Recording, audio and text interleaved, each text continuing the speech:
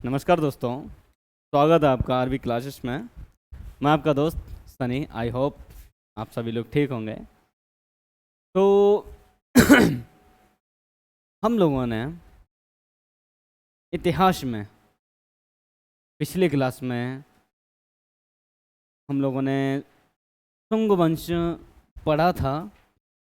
अब जानेंगे शुंग वंश के बाद कौन सा वंश आया, उससे पहले कौन सा था। भाई देखो, पुष्यमित्र शुंग थे, वो तो भाई बौद्ध धर्म के एकदम विरोधी थे। कई स्तूप तोड़े, बृहद्रथ को मारा। अब पढ़ते हैं कर्ण वंश। देखिए दोस्तों, मैं एक बात बताऊं, कर्ण वंश की अगर मैं देखो जानना जरूरी है, जानना जरूरी है, लेकिन अगर कर्ण वंश की बात करें तो इसमें कोई इतना खास भी नहीं है, कुछ भी ऐसी चीज़ नहीं है।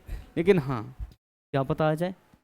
जो आज के समय में जो एग्ज़ाम हो रहे हैं ना, इतना कंपटीशन है, इतना कंपटीशन है, जो आप सोचते नहीं हो ना, कभी कभी वहीं से आ जाता। आप जो सोचते ना यार कुछ नहीं है, तो पूछना क्या, हल्की चीज़ें छोड़ दो, अक्सर कर लोग वहीं मात खाते हैं। तो हमारी इच्छा ये है कि आपके पास कोई भी ऐसी चीज़ रहे ना, बेशक छोटी हो बड़ी हो कैसी भी हो, पता होना ज़रूरी है। ठीक है दोस्तों, चलिए आज शुरू करते हैं कर्ण वंश का। कर्ण वंश का इतिहास जानते हैं। बहुत छोटा सा इतिहास है, चलिए आगे जानते हैं इसके बारे में। देखिए, शुंग वंश के अंतिम शासक कौन थे? देवभूति। शुंग वंश के अंतिम शासक कौन थे? देवभूति। और जो उनके मंत्री थे, मंत्री मंत्री कौन थे? वासुदेव। भाई उनकी हत्या कर दी। किसकी? वासुदेव की। वासुदेव की हत्या कर दी। हत्या करी क्यों? उनका एक लालच था। लालच इसलिए था कि हाँ, इस विराट साम्राज्य का मैं एक शासक बन जाऊंगा। अब मौका लगते ही भाई उड़ा दिए। अब जब उड़ा दिए तो भाई वासुदेव शासन पे आ गए। जब शासन पे आए तो इन्होंने एक वंश की स्थापना की। कौन सा? कर्ण वंश। इनका दोस्तों पूरा नाम था वासुदेव कण्व। वासुदेव कण्व इनका पूरा नाम था। लालच में इन्हें मार तो दिया, लेकिन ये एक ऐसे शासक थे जिनमें कोई दम ना थी, कुछ भी दम नहीं थी। ठीक है ना। शकों का आक्रमण हुआ, आधे से ज्यादा तो घेर लिए, अपनी जगह पे रहे, कुछ नहीं कर पाए। बस एक शासन, एक सत्ता की लालच में अपने स्वामी को इन्होंने मौत के घाट उतार दिया। चलो भाई, हत्या करके बाद भाई कर्ण वंश की स्थापना तो इन्होंने कर ली, कर्ण वंश भाई आ भी गया। लेकिन हाँ, जो उनका शुंग वंश का पुष्यमित्र शुंग ने जो वेदों की धर्म था, मतलब वेदों की ओर, वेदों की चीज़ें जानना, जितने वेद थे, मतलब वेद, उनकी जो ज्ञान की बातें थी, जो उनकी चर्चा थी, जो भी था, इन्होंने कभी उससे छेड़खानी नहीं की, उसे चलने दिया कि हाँ भाई जो उनके समय में था वही चलने दो। वेदों में इंटरेस्ट है, वेद करो। ठीक है ना। जैन धर्म, बौद्ध धर्म छोड़ दो। आपको अगर धार्मिक चीज़ें पढ़नी हैं, वेद पढ़ने हैं, वो आप पढ़ो। तो भाई जो उन्होंने प्रारंभ की थी, मतलब जो कि वैदिक धर्म एवं संस्कृति संरक्षण की जो परंपरा शुंगों ने प्रारंभ की थी, कर्ण वंश ने उन्होंने क्या रखा? जारी रखा भाई। उन्होंने इस चीज़ से छेड़खानी नहीं की। फिर भाई अब जो घर के कर्ण वंश था, इसका अंतिम जो शासक था, मतलब सम्राट तो नहीं कह सकते, शासक ही है, सम्राट कहने के लायक ही नहीं थे ये। क्या नाम था? सुष्मी। सुष्मी कर्ण अत्यंत अयोग्य, दुर्बल था। अब दुर्बल का मतलब सीधी बात है, एक अपनी भाषा में बोलूं, लल्लू टाइप, लल्लू शासक था। ऐसा लल्लू जिसके बस में कुछ भी नहीं था। वहाँ बस राजा बन गए तो ऐशो आराम की जिंदगी काट रहे, बाकी अंदर से बिल्कुल ढीले, कोई जिगरा ना, एकदम लल्लू टाइप इंसान। ठीक है। अब मगध के क्षेत्र जो थे संकुचित होने लगा। कर्ण वंश का साम्राज्य वर्तमान में बिहार, पूर्वी उत्तर प्रदेश तक सीमित हो गया और अनेक प्रांतों में अपने को स्वतंत्र घोषित कर दिया। अब सोचा यार, लल्लू राजा जब बैठा हो आसपास के क्षेत्र तुम्हें राजा मानेंगे, 2 झापड़ मारेंगे, गद्दी से उतार देंगे। अब हिम्मत ही नहीं है तुम्हें राजा दिखाने की। हाँ बस गद्दी बैठे तो राजा बनने की वो है कि हम राजा हैं, लेकिन राजा लायक थे ही नहीं, कोई गुण ही नहीं थे। अब गुण उनमें सब थे भाई, निर्गुण थे, उनमें कोई गुण ही ना थे राजा वाले। दुर्बल थे, कमजोर थे, राजा जैसी कोई ना थे, कोई चले जाए हाँ ठीक है, हाँ ठीक, ऐसे तो भाई राजा होंगे भाई, वही कमजोर वही दुर्बल। तो क्या कहा, आसपास के लोगों ने कहा ऐसे राजा के पास से जाने से बढ़िया अपना कोई मुखिया बना लें, कोई लीडर बना लें, वही ठीक है हमारे लिए। तो आसपास के लोगों ने क्या किया, खुद को स्वतंत्र कर लिया। मतलब राजा की हुकूमत छोड़ो, अब राजा आएंगे तो आए, जाएं तो जाएं, उनकी हुकूमत कुछ ना तुम्हें कर देंगे, ना तुम्हारी बात मानेंगे, ना तुम्हारे अधीन होंगे, ना तुम्हारा सम्मान करेंगे। तो आसपास के जो लोग थे ना, उन्होंने खुद को स्वतंत्र कर लिया, खुद को स्वतंत्र कर लिया। अब सोचो दुर्बल कैसे थे, शासन भी कर लिया, गद्दी पे भी बैठ गए, लेकिन शुंग वंश का जो एक कहते ना इम्पैक्ट, एक इम्पैक्ट बोलते ना, उसका जो वजूद होता, जो लोगो होता है, वो कभी नहीं मिटा पाए। मतलब कभी इन्होंने अब ऐसी छवि ना बना पाई कि उससे ज़्यादा ये उभर पाए। चलिए आगे देखते हैं। कर्ण वंश के शासकों को शुंग भ्रंत, मतलब शुंगों को मारने वाला, मतलब उनके साथ धोखाधड़ी करने वाला, ऐसी इन्हें नाम से भी संबोधित किया जाता था। शुंग भ्रंत कहने के पीछे मुख्य वजह यह रही कि राजा की सभी शक्तियां कर्ण वंश के पास थीं। सीधी सी बात है भाई, अब गद्दी बैठे हो तो राजा की जितनी शक्तियां होंगी तुम्हारे पास होंगी। अब राजा हम हैं तो मतलब शक्तियां किसी और के पास होंगी। अब राजा तो राजा हैं। अब अपने देश में भी ऐसे बहुत से लोग हुए हैं, अब नाम लेना तो भाई नाम तो नहीं लेंगे, लेकिन बहुत से ऐसे सीएम हुए हैं, ऐसे बहुत से सीएम हुए हैं जो थे तो कुछ नहीं, लेकिन हाँ उनकी पद की गरिमा बनाए रखना भाई हमारा धर्म है। तो ऐसी कुछ यही थे, ठीक है ना। सारी शक्तियां कड़वंश के पास थी, क्यों राजा थे भाई, लेकिन नाम मात्र के रूप में अभी भी मुख्य राजा का पद शुंग वंश के शासकों के पास था। अभी भी शुंग वंश के राजा के पास। देखो शुंग वंश, अब एक मन में डाउट आ रहा होगा कि जब शुंग वंश को समाप्त करके कर्ण वंश की स्थापना की तो शुंग वंश के शासकों के पास कैसे हो सकता। शुंग वंश के शासकों, भाई देखो उनका एक वृहद क्षेत्र था। अब इन्होंने जिन्हें मारा था ये अपने क्षेत्र में बस गए थे, बस उसी क्षेत्र के राजा थे, बाकी आसपास भाई शुंग वंश के ही शासक थे, उन्हीं के फॉलोवर थे, या हम कह सकते हैं उनके वंशज थे। तो उनके पास सारी पावर उनके पास थी, बस नाम मात्र के राजा थे, सारी शक्तियां थी, ठीक है। लेकिन हाँ बात करी जाए कि हाँ राजा कौन है, तो बात शुंग वंश के शासकों की होती थी। वासुदेव कर्ण शुंग वंश के अंतिम शासक देवभूति का अमात्य था, और कई समय तक इन्होंने यही काम किया। सेवक थे यार, अब सीधी सी बात है, सेवक कई साल यही करोगे भाई, मंत्री अंतरी जो कुछ भी हो ठीक है। कर्ण वंश की समाप्ति के पश्चात, अब जैसे कर्ण वंश की जैसे ही समाप्ति हुई, क्योंकि भाई राजा तो दुर्बल थे, हिल्ला बिल्ला कुछ था ना उनमें, एकदम ढीले टाइप के इंसान थे इनके। इनका जब इनके वंश की जब समाप्ति हुई तो उन क्षेत्र पता किसने राज किया, आंध्रों ने।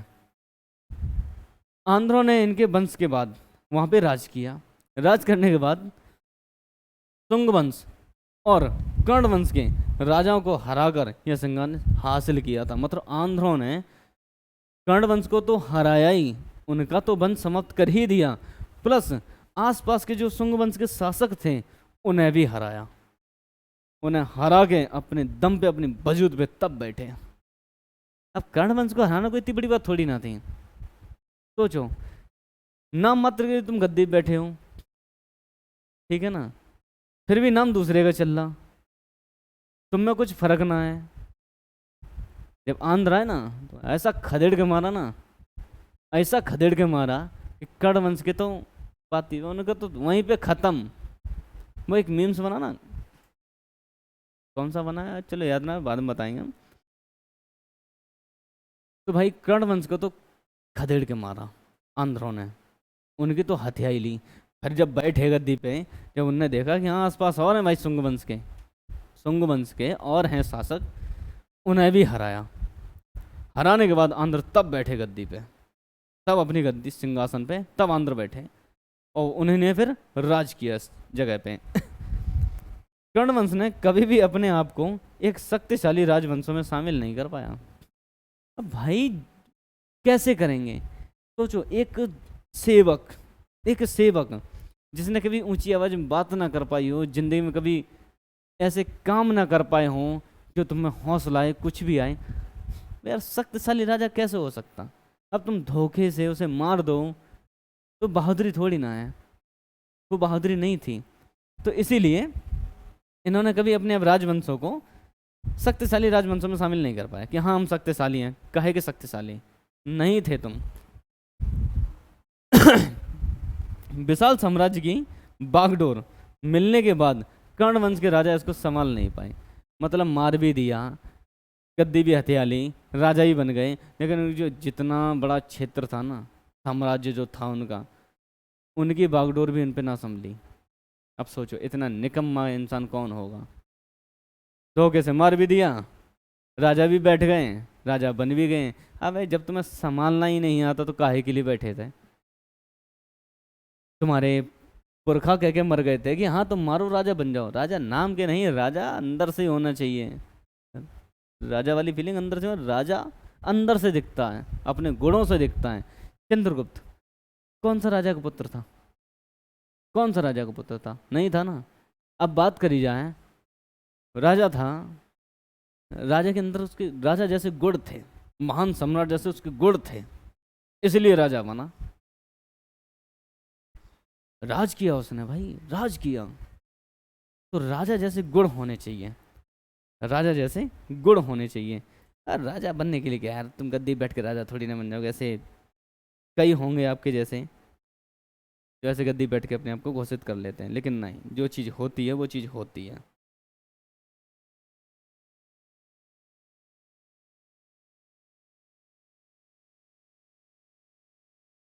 चलिए आगे बात करते हैं।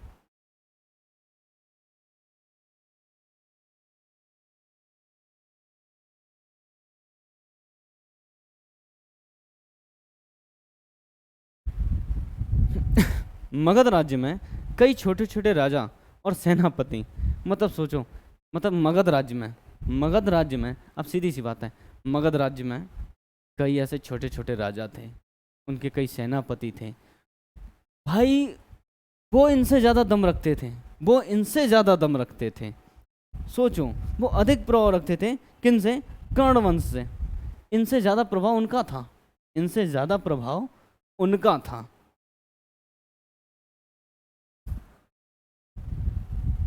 शकों के भाई, शकों को आक्रमण होने लगा। जब शक आक्रमण करने लगे तो क्या हुआ?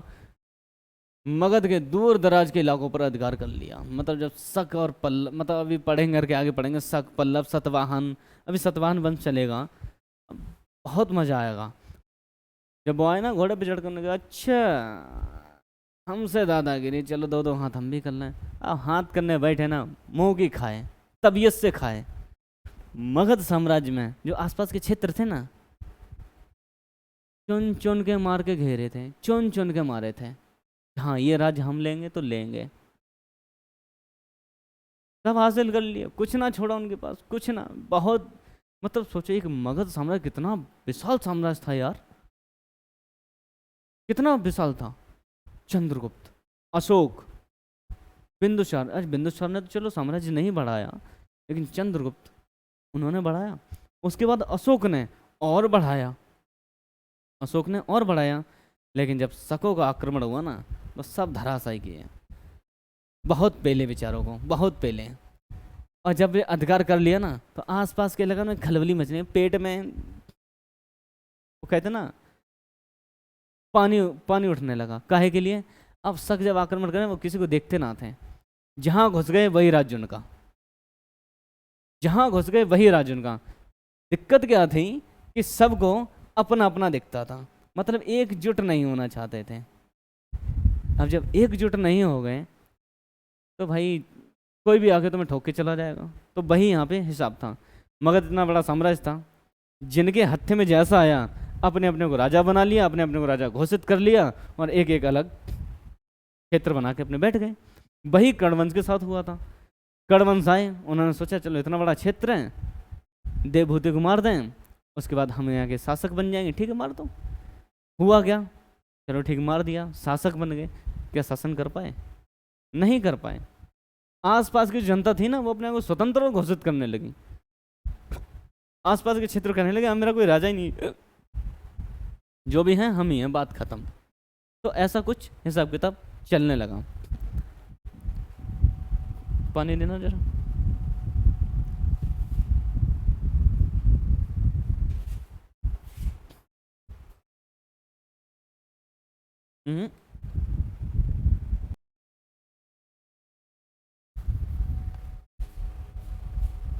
वासुदेव कर्ण और उसके बाद इस वंश के उत्तराधिकारी का प्रभाव महज एक क्षेत्रीय राजा के समान थी। मतलब देखो, कर्ण वंश की अगर बात करें तो भाई इनके कर्ण वंश की बात करें तो 4 शासक हुए। कितने? 4 शासक, केवल 4 शासक हुए। और चारों शासक कितने साल टिके? चारों की बात करो, चारों कितने साल टिके? मात्र 45 साल। कहीं कहीं आपको 43 भी मिलेगा। बस यहाँ तक 4 राजा हुए और 4 राजा बस इतने साल चले, चारों के चारों। कणवंश जहाँ से शुरू हुआ ना, बस यहीं तक खत्म, यहीं पे खत्म। खत्म कहाँ से हुआ भाई? आप सुनो भाई, पाटलिपुत्र पर जरूर कणवंश का प्रभाव था भाई। जहाँ पे तुम मारोगे भाई उनके जो राजा हैं तो वहाँ पे तो प्रभाव होगा, ठीक है। अब इन्हें पाटलिपुत्र में तो भाई अपना रुतबा जमा रखा था।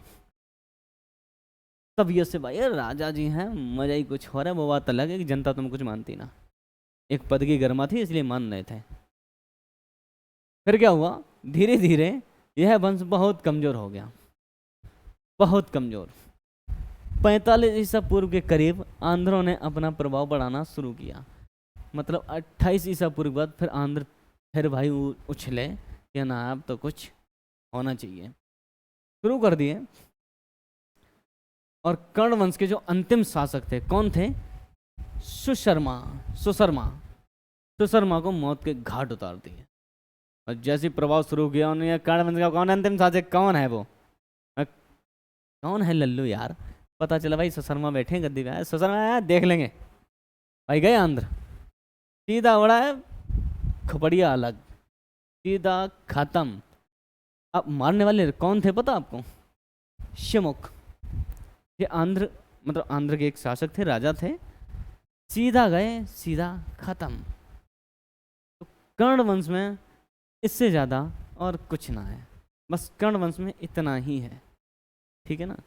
अब हम अगली क्लास में जब पढ़ेंगे ना, इसके बाद जो शुरू होंगे वो वास्तविक अपना विस्तार करेंगे, ठीक है ना। वहाँ पे जाएंगे, एक प्रतापी राजा होंगे, महान साम्राज्य इकट्ठा करेंगे, मतलब एक ऐसा साम्राज्य बनाएंगे देख के मजा आएगा, ठीक है ना। अब कर्ण वंश आपको दिखा दिए हैं, कैसी लगी ये तो आप ही बता सकते हो। फिलहाल हम तो भाई मेहनत करके जो लाए थे आपको दिखा दिया हमने। तो दोस्तों कैसी लगी एक बार देख के लाइक ज़रूर करना, शेयर करना, और कोई रह गया हो तो कमेंट सेक्शन में ज़रूर देना। देखिए जब आप हमें बताते तो हमें पता चलता है आपको क्या ज़रूरत है, ऐसी क्या चीज़ है जो आपको और जानने की जिज्ञासु हो। आप होगे, हम लेके आएंगे, ठीक है। सब्सक्राइब करना मत भूलना। थैंक यू, जय हिंद।